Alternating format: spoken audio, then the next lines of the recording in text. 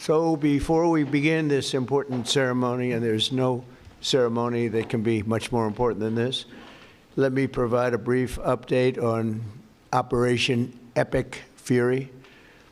Today, the United States military continues to carry out large-scale combat operations in Iran to eliminate the grave threats posed to America by this terrible terrorist regime.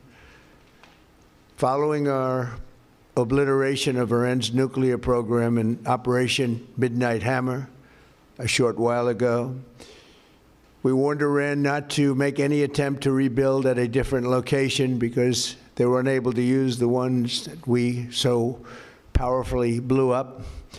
But they ignored those warnings and refused to cease their pursuit of nuclear weapons.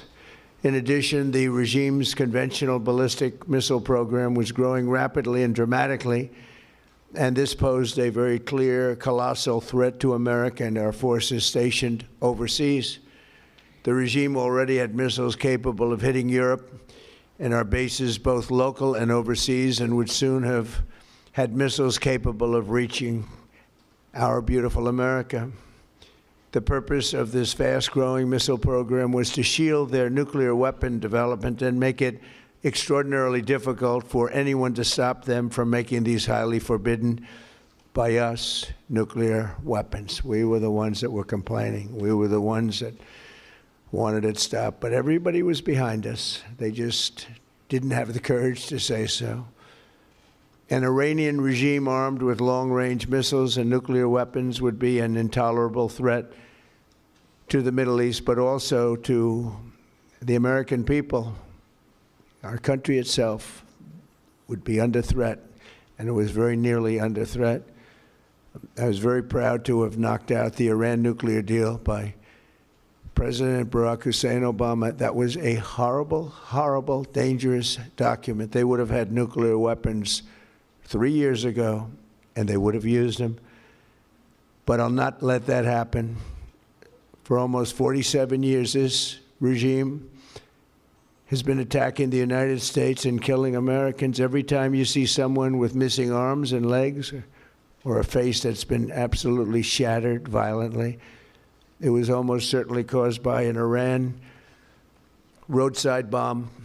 They were put there by General Soleimani, who was the father of the roadside bomb. Very proudly, he thought, but I terminated him in my first term.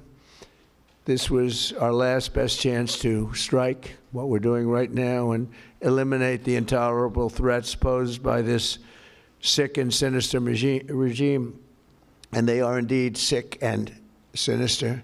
Our objectives are clear. First, we're destroying Iran's missile capabilities, and you see that happening on an hourly basis, and their capacity to produce brand new ones, and pretty good ones they make.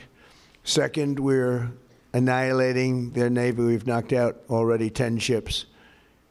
They're at the bottom of the sea. Third, we're ensuring that the world's #1 sponsor of terror can never obtain a nuclear weapon, never going to have a nuclear weapon. I said that from the beginning. They're never going to have a nuclear weapon. They were on the road to getting one legitimately through a deal that was signed foolishly by our country. And finally, we're ensuring that the Iranian regime cannot continue to arm, fund, and direct terrorist armies outside of their borders.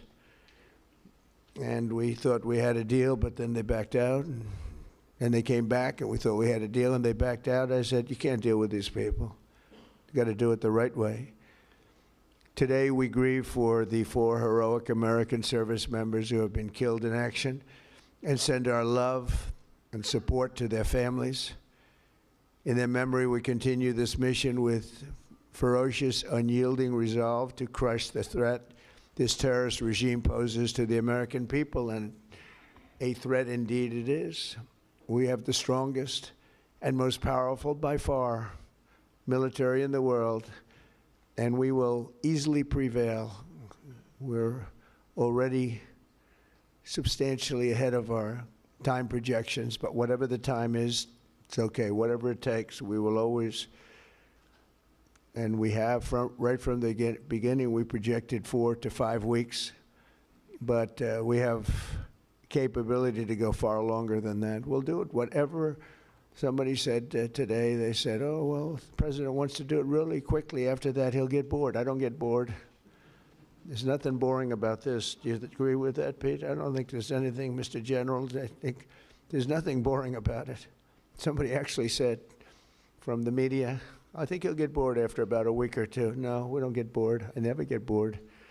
If I got bored, I wouldn't be standing here right now, I guarantee you that, to go through what I had to go through.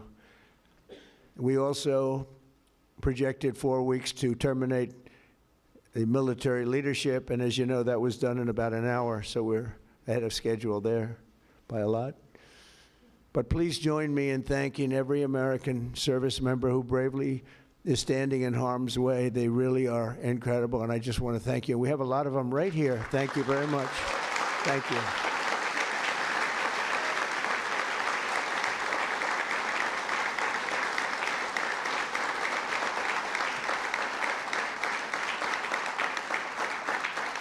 Thank you, everybody. We have a lot of great service members here with us, too, in this beautiful building. And